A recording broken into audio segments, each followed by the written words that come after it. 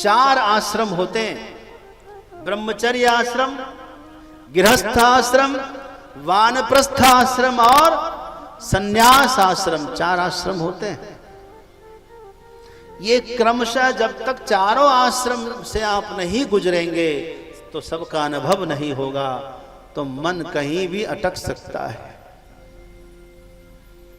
इसलिए जब तक 25 वर्ष की आयु हो मानव की, तब तक ब्रह्मचर्य में रहकर विद्या अध्ययन करना चाहिए, पढ़ना लिखना चाहिए, प्रतियोगिता कंपटीशन का एग्जाम देना चाहिए। उसके बाद नौकरी या व्यापार का आश्रय लेकर परिवार बनाना चाहिए, गृहस्थ आश्रम में पानी ग्रहण संस्कार करना चाहिए। उसके बाद 50 वर्ष तक गृहस्थ आश्रम में रहिए। कितना? 50 के बाद कितना आता है? बोलिए। 50 के बाद 60 होता है। यही पढ़ाई किए आप लोग। 50 के बाद कितना होता है? 51। 51 वन मतलब जंगल। क्या समझे? 52 मतलब अब यहां से जंगल का रास्ता नापो, हो गया तुम्हारा काम। अच्छा, 50 वर्ष होते होते क्या होता है? अपने बच्चे का भी विवाह हो ही जाता है। हो जाता है कि नहीं? यदि आप 50 साल के हो गए तो आपके बच्चे 25 साल के तो हो ही गए होंगे।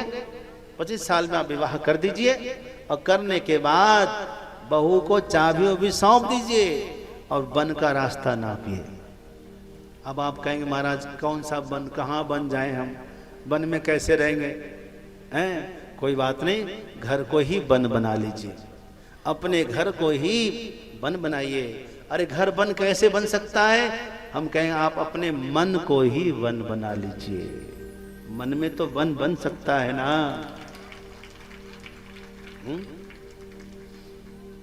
और यदि समझ लो अपने मन में वन नहीं है तो दुनिया में कहीं पर भी वन नहीं है।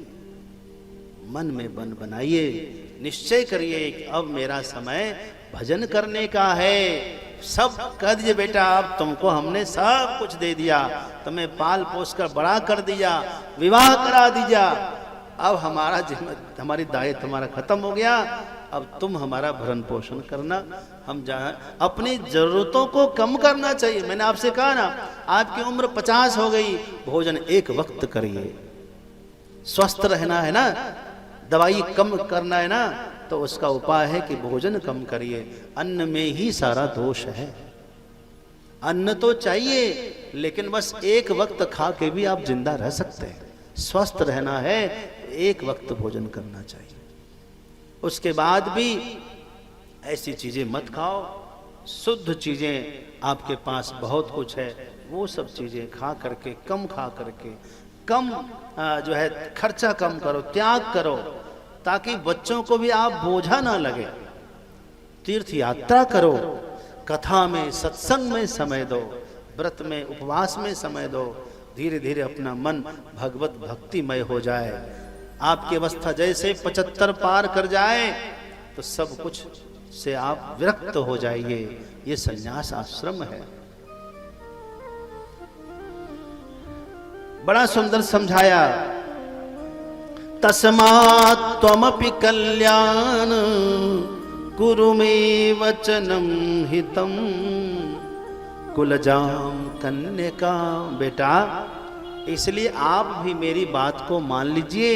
अच्छे घर की अच्छी कन्या को ले देख करके हम विवाह करवा देते हैं आपका।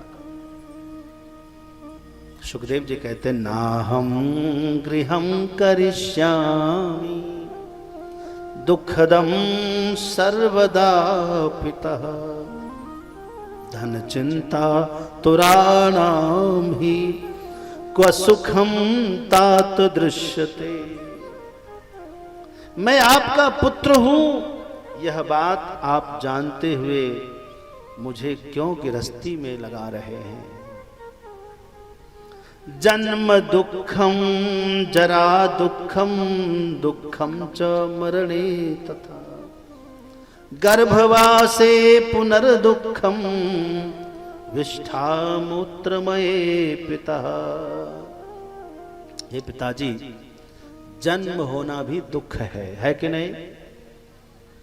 जरा यानी बुढ़ापा आए तब भी दुख होता है कि नहीं होता? और मृत्यु के समय भी दुख होता है कि नहीं होता?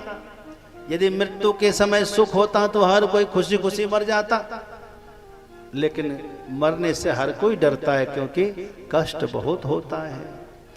गर्भवासे महादुखम, गर्भवास में तो बहुत ही दुख होता है। विष्ठा और मूत्र के मार्ग में लिपटना रहना पड़ता है, इतना दुख। इसलिए पिताजी हमें क्षमा कर दीजिए। वेद व्यास जी समझा रहे हैं, एक पिता में एक पुत्र में सुंदर संवाद चल रहा है। इसी में गृहस्थी के पूरे जीवन का पाठ है। आपने पूछा था ना, गृहस्थ जीवन कैसे बिताना चाहिए। पुत्र सुखदेव जी के कथन से व्यास जी बड़े चिंतित हो गए, शोकाकुल हो गए, उनकी दशा दयनीय हो गई। सुखदेव जी माया का बल सर्वोपरि है ऐसा मानते हैं।